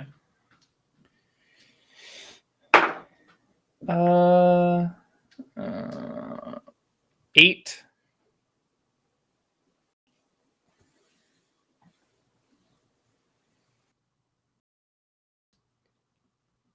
Usually, like, if you were to take out like a piece of food and dangle it in front of a bird, like eventually they'd come down and like try to be like a little bit of a friend. But that hasn't happened. Okay. Maybe they ate recently. Well, I haven't tried that yet, so Akra will pull out like a piece of food and try to and it'll coax them in. No response.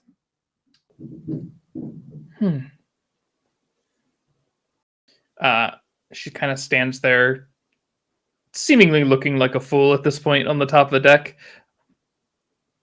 I was just curious at what you were focusing on. I heard from some other birds that you stopped attacking them. I just was curious with what was going on. Still no response? Nothing. I think Akra... It reminds you like a lot of like when you have cast that spell and there was no one around, or there was nothing around that you could communicate with. Interesting. Akra will try to approach this bird one more time. Like trying to get up to it, basically, like as close, like trying to get as close as possible. Like she wants to reach out and, if she can, try to grab this thing to actually confirm that it is an actual like flesh and blood crow. How are you gonna do? I mean, they're like up on the top of a mast, so you'd have to climb up the mast to the overlook. So how are you gonna try to like sneak up on it? Actually, if that's the case, are there any like sort of just like rubble or like a pebble or something around? Or if I could have if I had a pebble or something in my pocket, I'll just try to chuck it at it to see if I can hit it. You had 5,000, you had 7,000 copper on you. You could definitely throw a copper or a pebble at it. Absolutely. Sure. Yeah, we'll do that. See if I can actually hit it. You hit it. Yes, you do.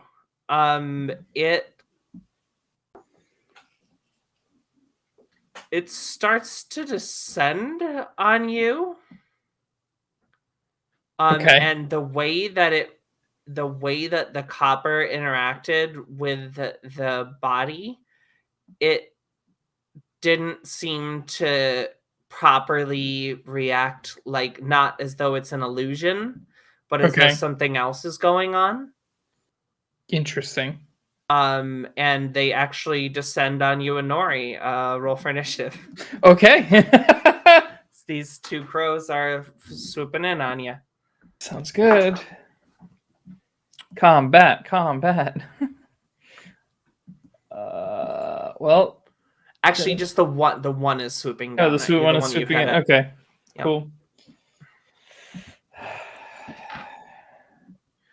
All right, so you see this crow moving into a full dive at you. What do you do? Well, I rolled a 3 on my initiative, so Yep, that's you fun. beat it. Oh, all right.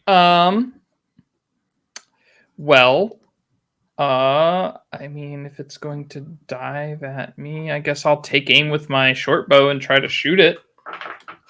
Okay, take your shot. That's gonna be a 12 to hit. And so this is the second thing that kind of like cues you off that this might not be it. It shirks it seems to like dip out of the way very quickly. It's much more lithe than a biological bird would be. Okay. And it'll dive down at you, and it will you'll feel a stinger go into your flesh as the crow bites at you. So it'll be a 21 to hit. Yeah, that'll hit. For 5 piercing damage, and then make a con save.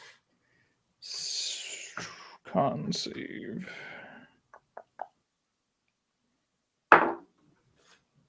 That will be lovely. That'll be a 8. All right, so you will take 10 poison damage as you look down, and where the bite was, there's a stinger buried in your flesh. It's your turn. Okay. Well, I'm down to 7 HP after that. That's fun. Mm-hmm. Is Nori also in fighting this as well, or is it just me up here? I don't know if Nori would like follow you around, like follow you while you climbed a series of masts. I feel like he'd be in the basement. Cool. Or he'd That be sounds good. gambling, probably. Well, she's gonna just shoot her bow again. It's in melee range. Oh, it's in melee range. Well, then, in that case, she would shocking grasp instead. All right, shoot your shot. Let me just make sure I'm getting the right roll here. Yeah. All right, that's gonna be a 22 to hit. That'll hit. All right, and that'll be a D8. Well, that'll be 2 points of lightning damage, and they can't take their reaction. And then, as a bonus action, I am going to cast my Nature's Gift on myself, so I will be getting 2d4 of health back. So 3, so 4 points recovered to me. Okay. So as it's kind of in your face, tangling, and you sort of have these feathers, you get this strange smell of sulfur for a brief second. Before the stinger dives into you one more time for a 22. That'll be 5 piercing damage, and make a Constitution saving throw.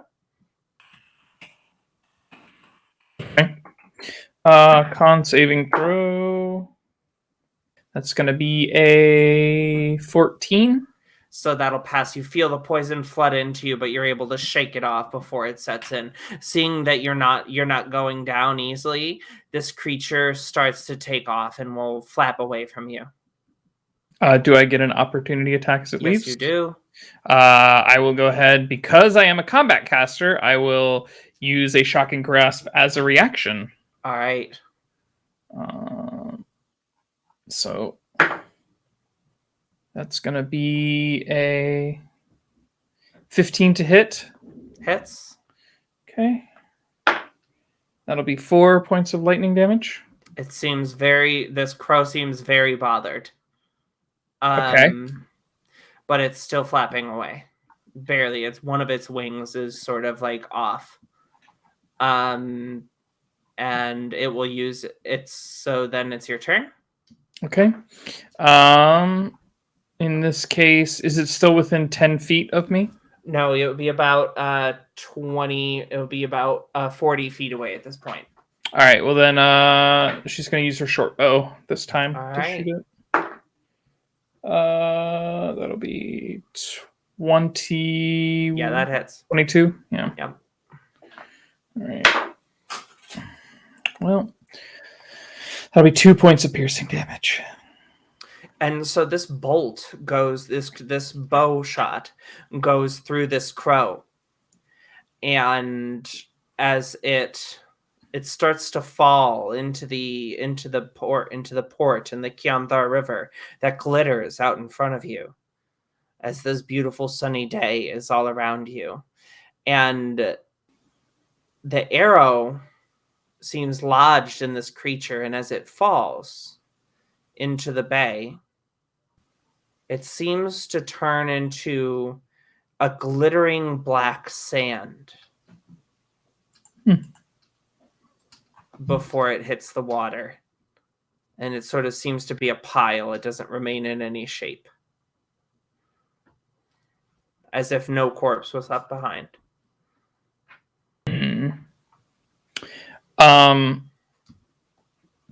Would Akra have ever maybe encountered anything like that before? It doesn't seem natural. It's not something that would be like of her purview as sort of a naturalist. You're sort of sitting there racking your brain, and you think about, there are some stories that were written about elder hell riders and their experience fighting the limited amount of devils that they did fight.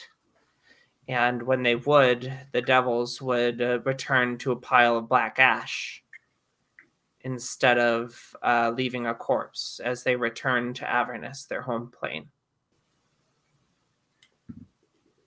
Okay. I think... And the other crow has completely gone. It's completely gone. Okay. Yep. I think at this point, Akra, kind of pondering this, would make her way back to Nori and then kind of just hang out with Nori for a little while. Kind of still moving around after that and kind of maybe looking at some shops, but otherwise I think she's a little concerned by that interaction. All right. So Beldren, what are we up to? All right, so I figured it out, and we had 201 gold pieces and 5 silver in that whole lot. But we also have the 10 agates and the porcelain dragon mask. Mm-hmm. And the crown. And the crown, if Nori will part with it. Yes, he will. All right. And you also had all the statues, which were valued. I didn't have those written down. I think those were from last session, but they were from session 1. Session 1, okay. So I might have those written down, but in another document. It's probably in Nori's document. She was She was keeping the treasure. Right. Okay. So yeah, we could sell those. I just feel bad about wiping out all of the party funds. Also remember that they are looking for you to. Oh, and you're wearing chainmail, right?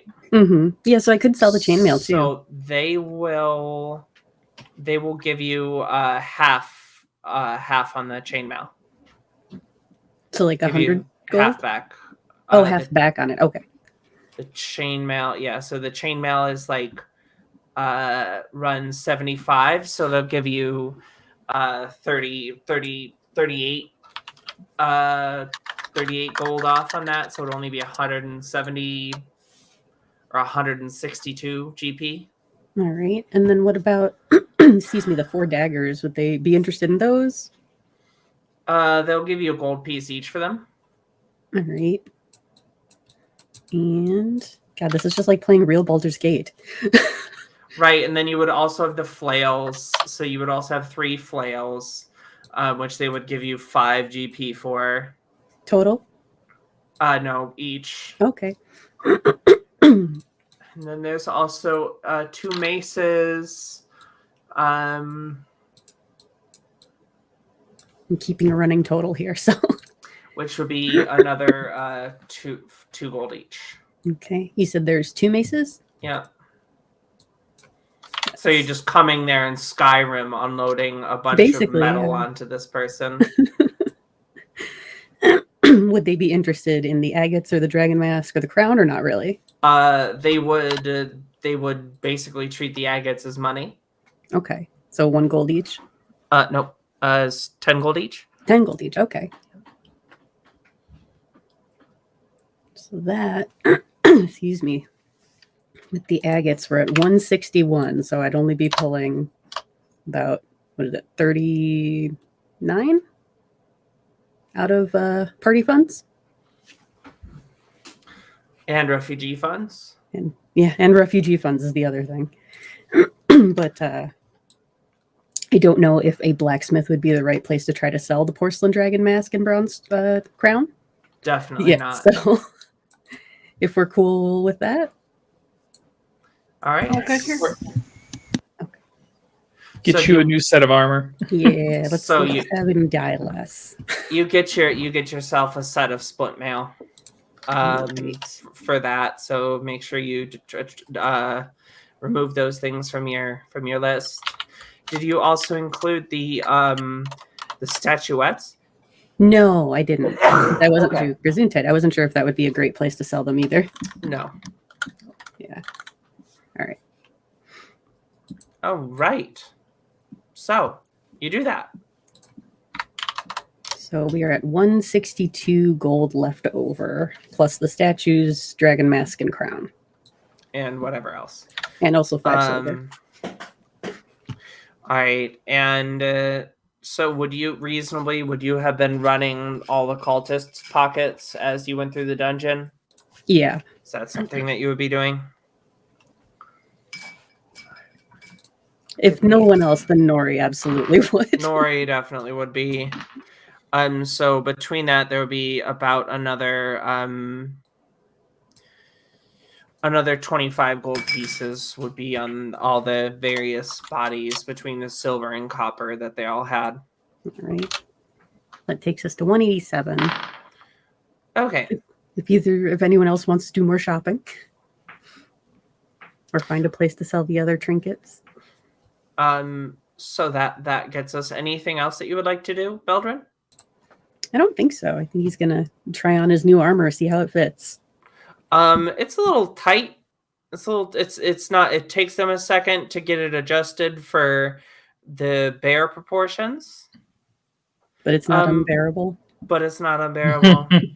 And hey, you come back to Flufferkin's Blacksmithery whenever you want. I'm always here for you. Always got my favorite bear person who has a strange amount of daggers. I'm not going to ask anything about why you had so many daggers. Great choice. Terrifying. I will tell all of my friends. Please, do not tell them where you got all those daggers. I cannot afford to buy any more daggers. Okay. So that's that. Anything else that you would like to do? Rogan, anything? Just a couple follow-up questions. I couldn't find anything about the spellbook, so I'm just going to assume the same thing as D&D. there's a couple of spells you said that aren't anywhere in the spell book, or not anywhere in the Tales of Avernus packet. I couldn't find Ray of Sickness or Cloud of Daggers. Those may be Xanathar's spells, Okay. so we'll just assume that they aren't in there. Okay. So I'll just say I'm not able to learn those. Yes. But yeah, currently he's just toting around 4 spell books, and eventually he will try to transcribe them when we have more money and aren't needing them for refugees. Cool. I'm just looking through the wizard bit here while we're doing it. Yep. Says ask your GM for more opportunities. Yeah, I looked through every instance of Yeah. spellbook in the entire packet, and all I could find was, oh, you can transcribe scrolls, roll dice, and I'm like, well, that doesn't help me for spellbooks. And there was something that mentioned, oh, here's this one feat that lets you half the price of transcribing these specific spells. So I'm like, well, if it mentions money, it's probably the same. All right, so we'll assume that. So it's 50 GP per of magical ink per spell level per, and then I think it's 2 hours of work. Yeah, he doesn't have the money on him yet, so something for later. Alrighty. So, Nori, I'm sure will drag you all somewhere, but as the afternoon fades into the night, you will meet up with a familiar redheaded friend. She will come in. The beautiful glittering morning has given way to a stormy, dark evening, and you see Rhea step in from the outside as you are all gathered in the Elfsong Tavern. And you see Rhea step in and kind of shake off her cloak and hang it up on one of the hooks nearby. And she will walk over to Alan and place an order for a drink, bringing over a short glass of ale. She will sit down at the table with you all. What does Rogan drink when he's sitting at a bar? Blue milk. Blue milk. Belgian. Probably red wine or something. A nice red wine, okay. Acro, what is your preferred beverage at the bar here? Either some sort of botanical or a cider. Cool. So you're able to get a nice, a decent cider. Those drinks will all cost you a silver piece. And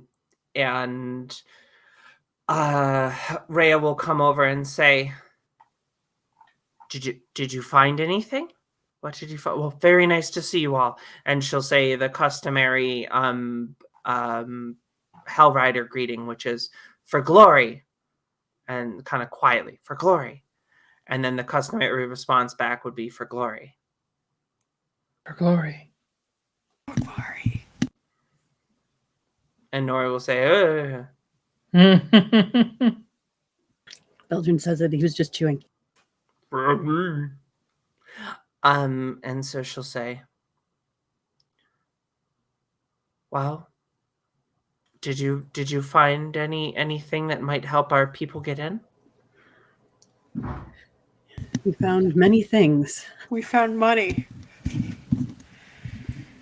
Great. How much? We have 187 gold and then a few trinkets that we can try and sell for more. Okay. I don't know anything about the trinkets, but I can take I'll take the gold and see if I can buy food and shelter for our families and for our people. I don't think it's enough to get all of us in, but it's enough to make the passing the time a little bit better. What have you learned anything about the city? Nothing good. Tell me about it. This place isn't worth what a pig could spit. It seems that the Duke is trying to make a deal, or is actively making a deal with the Cult of the Three. The Duke? Duke Yep. Ravengard? Van Temper. Huh. I actually heard a rumor about that. I heard that Thavius Krieg, High Overseer, the High Overseer of Altergard, your leader of your kind of faction and country, was last seen with guards under the Vanthemper's hire. 4 of them moving through the upper city.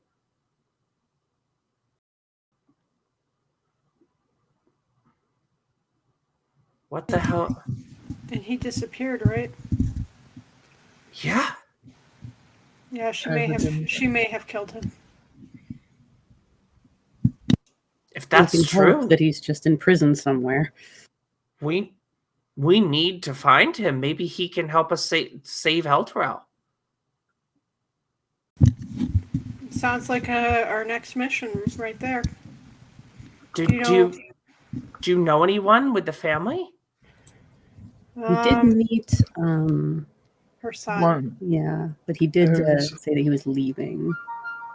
Also, one Vendetta Cress, who may be able to help us find a way into the families. She seemed rather connected. How do you think she could help? Help us get in, know someone to talk to get into wherever they think he is being kept.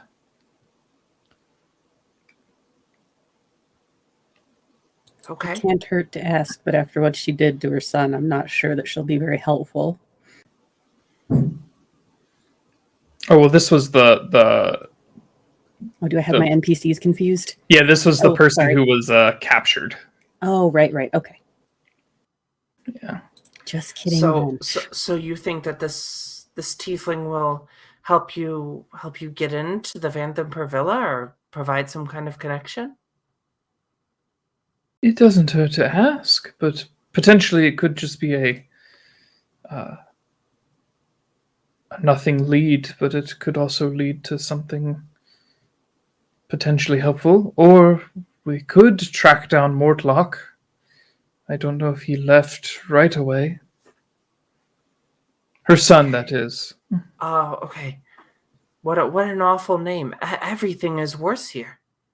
It's incredible. This ale tastes bad. Everything's awful here.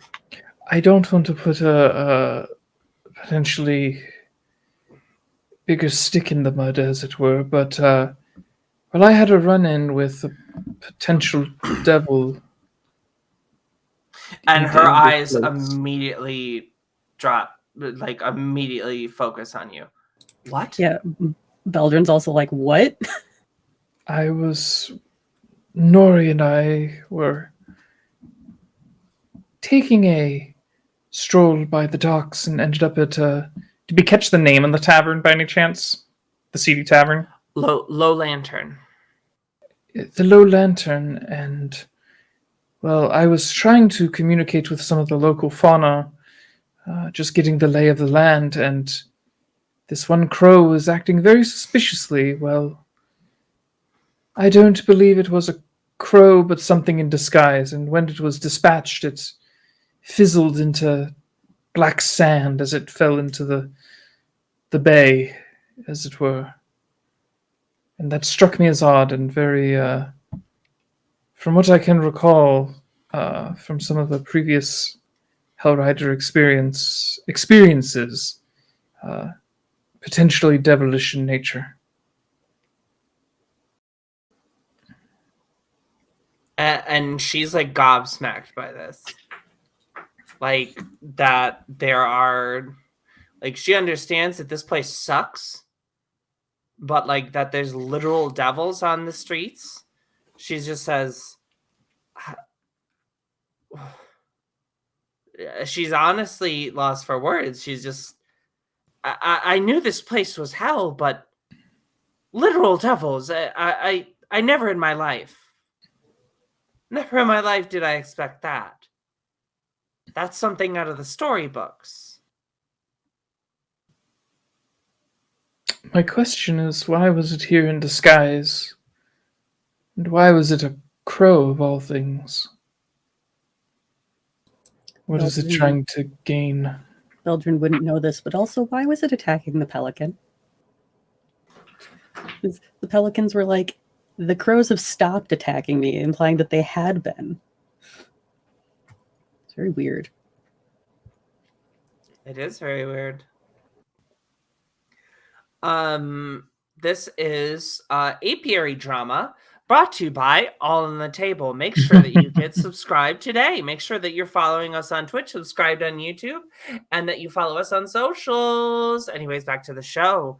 Yeah, so she will say, we need to find out what happened to Elturel, and if anyone can figure it out, it's Overseer Krieg. This devil stuff is disturbing, but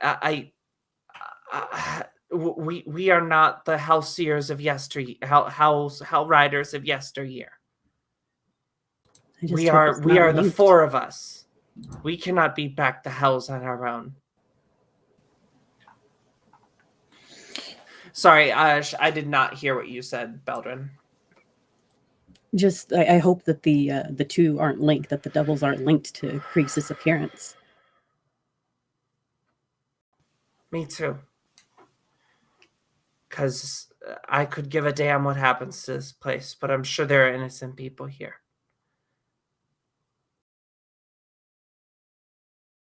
Some would say otherwise, but I tend to think that you're right. I would say it's probably the majority of the people here just trying to get by. I think it may be a minority. So, tonight, let's make our way over to wherever the Vanthempurs keep their quarters. Let's meet with your vendetta and see what she has to say. See if she can get us in somehow. Do you think that she is trustworthy? As trustworthy as one can be when rescued from torture in the dungeons. She does technically owe us her life, and she's provided for us so far, getting us a place to stay, and no major questions asked about our myriad strange belongings.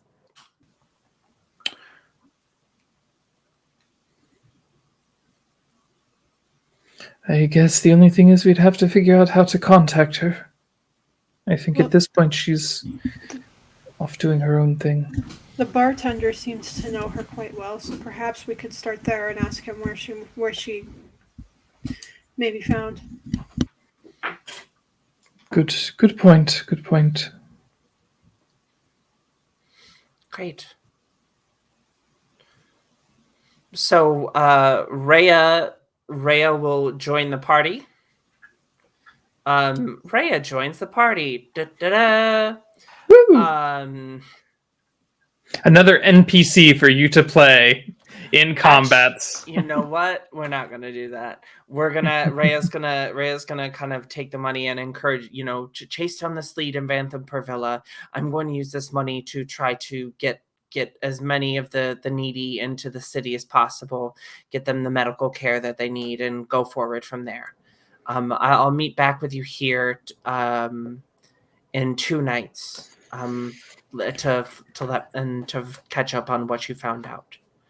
And she'll put her hood back up, kind of hiding that tousled red hair, and she'll say, "For glory." For glory. For glory. Can she give us an idea real quick of how much more gold might be needed to get everyone else in? She has no idea. Okay.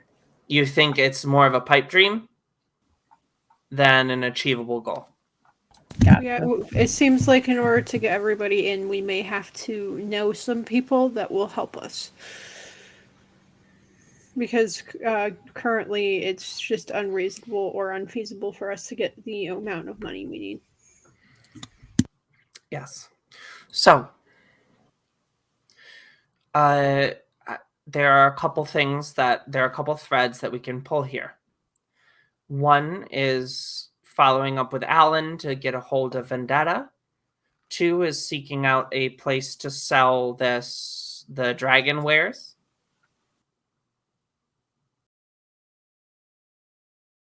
Perhaps we could start with selling the dragon wares for the night. I would like to avoid pulling any threads until our remaining party member will rejoin us next session. That's fair. Okay. So then we don't have to carry around all these statues. That too.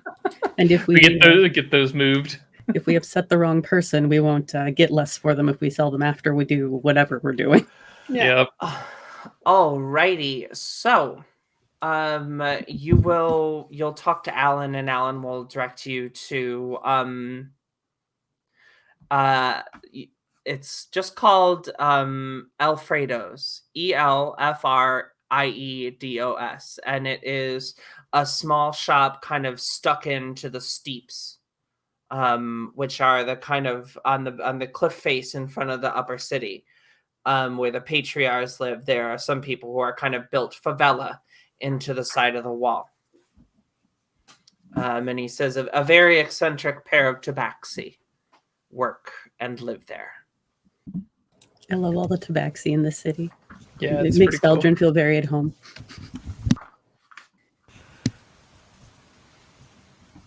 So would you like to make your way there? Yes. Yes, let's. Great. So as you kind of wind your way through the streets, you start to you're cutting up and down as the streets grow narrower in this area, and it becomes just a walking path up and down until you come to this wooden but well sealed shack built onto the side of a mountain, and it comes out about 20 feet from the edge as it's built out on the platforms, and you walk around the platform into the front door, and you see a handsome brunette tabaxi with a kind of silver sword sitting on the countertop, and you look around and there's an assortment of armaments and bric-a-brac. And he will say, "Oh, hello. Welcome to my store." Good evening. Good evening indeed. You are very lucky that I do keep evening hours. Yes, we were told that you might be interested in some objects that we've recently come into possession of. Oh, I'm always very interested in objects.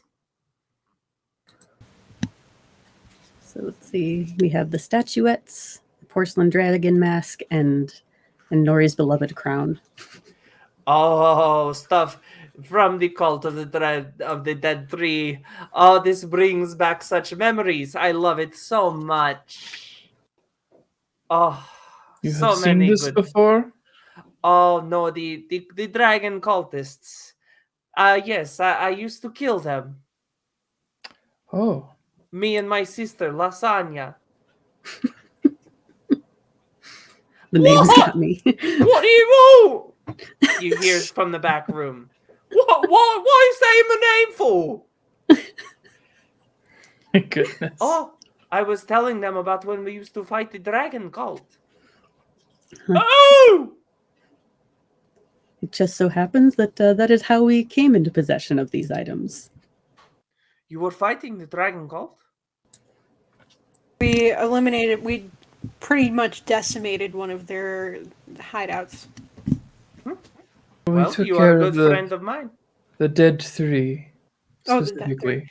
Our first mission was the dragon cult. We've done a lot of cult playing in the last few days. Well, Getting my either cults way, confused. there is so many cults these days, I tell you. It is very hard to keep track. Do not worry about it. The bullywugs have their cult. The lizard people have their cult. The dragons have their cult. I can tell that one of you is even a dragon cultist yourself. I see the Bahamut in you. My friend Zermenos, he was a very big Bahamut believer, yes. But anyways, we have to come back.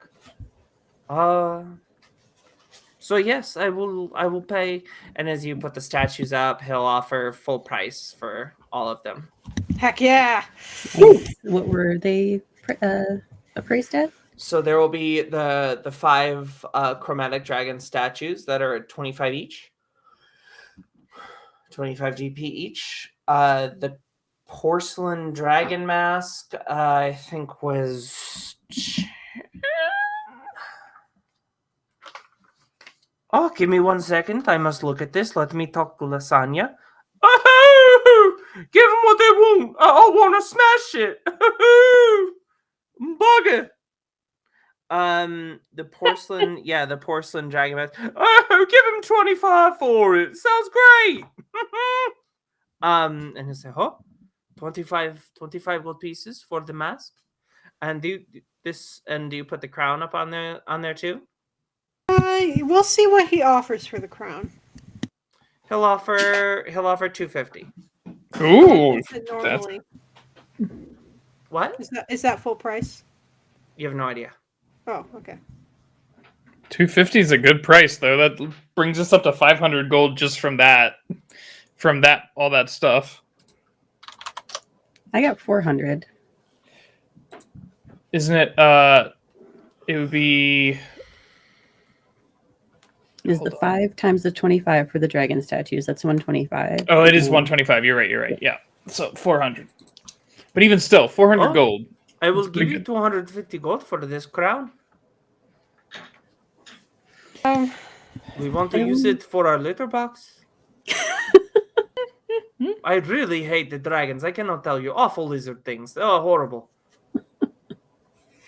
The worst creatures you will ever see. The dragonkin. Oh my god. There was this run, Lion Dragoso. Oh god. He spit lightning at me. It burned my tail. Oh, rude. It was incredibly rude. I was just trying to sit in the window and watch what he is doing. I don't know. My one of my cousins had a dragonborn lover, and he was very nice. Oh, I'm sure. But I just lizards, they freak me out. And the cult, they were awful. Colt is Rogan is very quietly becoming more and more offended.